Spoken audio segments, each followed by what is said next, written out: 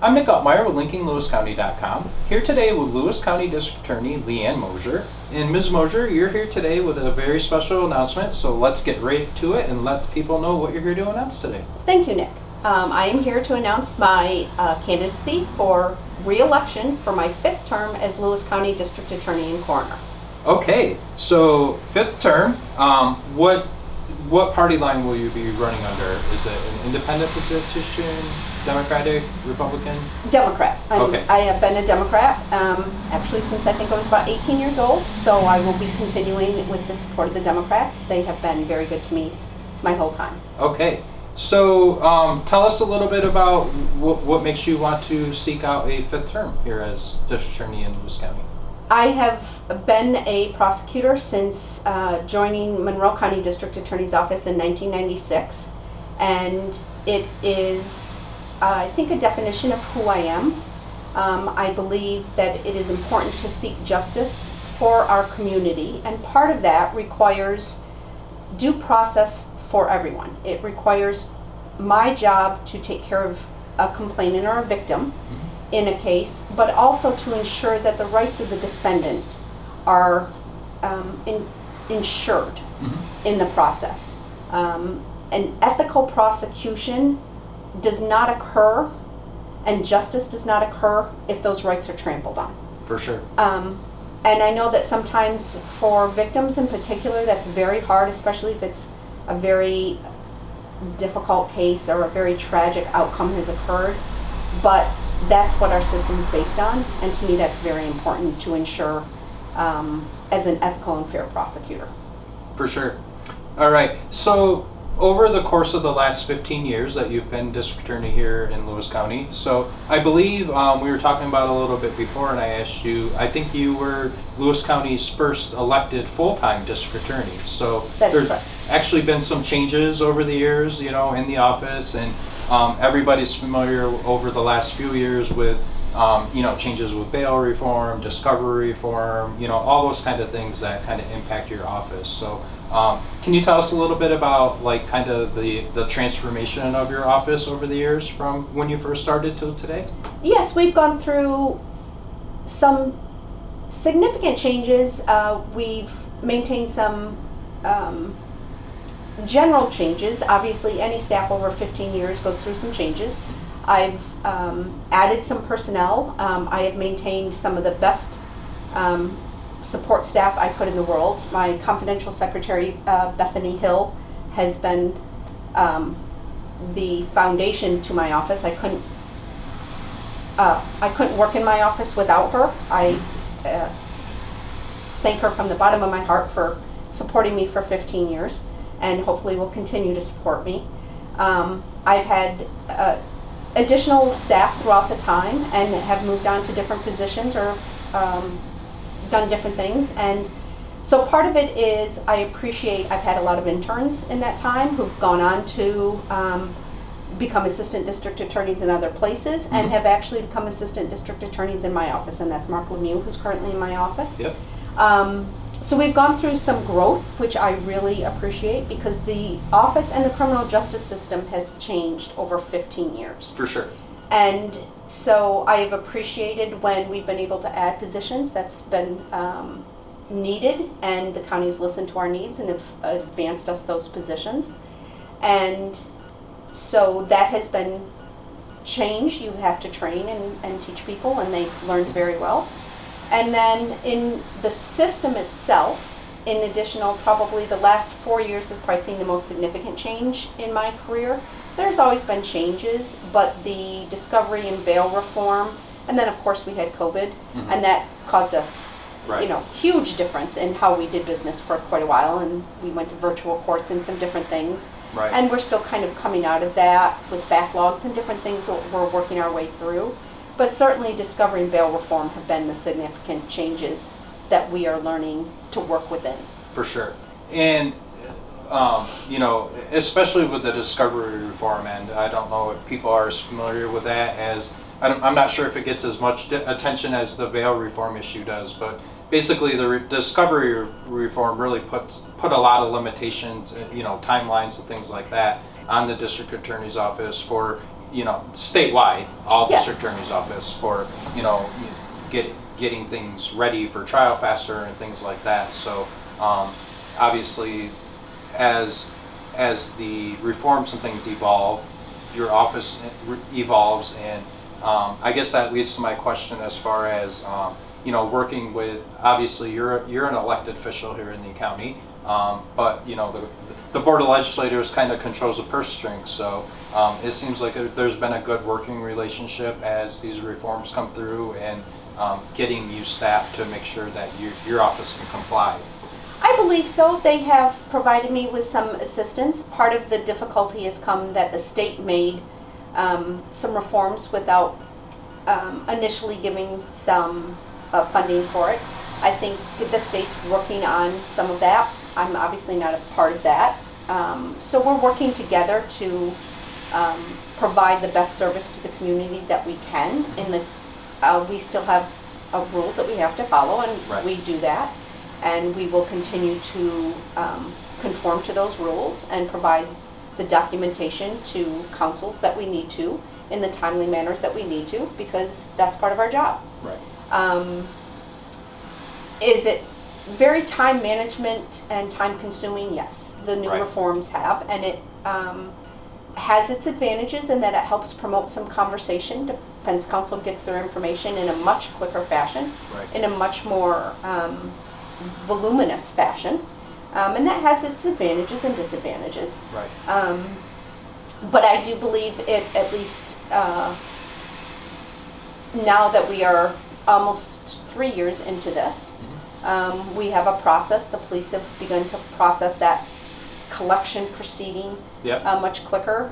We've reformed how we do certain things. Yep. So as with anything, when you have new rules, Right. you begin to work within that process, and then Getting everyone everybody up begins to speed and correct. working together Everybody on the same begins page. to Yep. say, okay, now that we're doing this, we got to do it, and Right. everybody begins to work within that system, and it becomes a new way of doing business, Right. and everyone adjusts. Right. No one likes change. No one Right. likes moving their furniture in their house. No one Right. likes new rules, you know. But you adjust to them, but then you have to readjust a little bit. You Right. find out what didn't work, Right. what really causes some major problems, and then you reanalyze that and look within this system. And hopefully that's what everybody with cool heads will begin to do. Can you, I know we touched on it a little bit earlier, but can you kind of, I think it's kind of unique in New York State, like you're one of two people that serves as district attorney and as coroner. So One of three. There's one of three of us in the county. Okay, so there's two others. Yes, in Madison addition and to you. Oswego. Okay, so can you kind of explain that? Basically, that just means that when people are electing you, they're electing district attorney and coroner Correct. kind of as the same position? Yes. And in other places, those would be two separate? Yes, there's different systems. Some places have a medical examiner's office, and some Okay. places have a coroner system where you elect potentially probably multiple coroners. Gotcha. And here and in Madison and Oswego, we are the district attorney is the elected coroner. Okay. Okay. And as far as another big component of your office, and there have been a couple of higher profile trials over the last couple of years. I know that we had the Sean Exford trial, Yes. the murder trial, and I think there was a few before that as well. Can you kind of give us just a little bit of perspective about what trial preparation looks like and what goes into pulling off a trial like that and getting a conviction like you did in the Exford case? The preparation for cases, Exford was new discovery. So the discovery for that case ended up going out on a hard drive, and probably took, because we had the assistance of the New York State Police in the investigation, and they had a leads desk, which is a process where they all come in and are funneled through a system. Right. It was very organized. Okay. But you're however- talking like lots of videos and things Oh, like that. absolutely. That has to be turned over to the Correct. other side. And we have an electronic discovery system, so things are filtered through our electronic discovery, and we're able to upload it to defense counsel's machines. However, that case in particular was so large we had to download it to a hard drive Right. because it was so voluminous. I believe that took me I can't remember, it took me a solid week, like 40 hours of working on discovery, organizing it, because you want to make sure you have a list of everything that Yep. you send, so that you're ensuring to council you have sent everything that you have. Right. And of course all the lab, everything Right. of that nature. It took me over 40 hours. I think it almost took me into 80 hours worth of Right. solely doing that work. Right. To compile and comply with the discovery reform laws. That was just that one part of preparation. Right. Then you have to prepare for grand jury, Mm-hmm. and that took meeting with our fire investigators and our fire personnel to Right. witnesses to prepare for that portion, and grand jury is a much smaller preparation. Right. And that still took an extended period of time, Right. because in essence I had to learn, because it involved arson, a significant portion of how an arson investigator does their job. Right. And when I went to law school, you don't have a class in arson. Right. You don't have a class in coroner. Right. You don't learn Right. those things. You learn law. You Right. don't learn these things. And so with anything that involves a technical aspect of anything, especially when it comes down to medical, you learn a whole new language you don't know before. So I had to learn that, and we went through that. And then for the trial, the preparation that was involved in that was weeks of, till midnight, sometimes working Right. on them weekends. So the preparation for any trial is a behind the scenes, unfathomable amount of Right. hours that are spent in. Just an aspect that people don't really see absolutely. sometimes when a trial or something like that happens. And that's okay, they're not supposed to. That's Right. what we do, and that's how we know how to do it. Right. And in particular, I think what people don't realize is like child sexual assault cases. Right. The amount of length of time Right. that has to be Right. worked with is something that's Sure. what we have special Right. training and skill Right. in, really. And the other thing that your office is also responsible for, which can be complicated in a small or a large rural county like ours, large in terms of square mile area wise, not population. You represent all of the town and village courts Yes.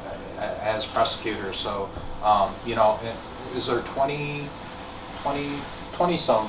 20, so I Yeah, gotta think of the number. over 20. It was 19. I think it was Okay. 19, and we've combined some and do some different things. Okay. I actually have to always sit down and count. Okay. We have a schedule. But there's a large number of There's a courts in large the number, area, so yes. you cover at least each one of them at least once a month. Yes.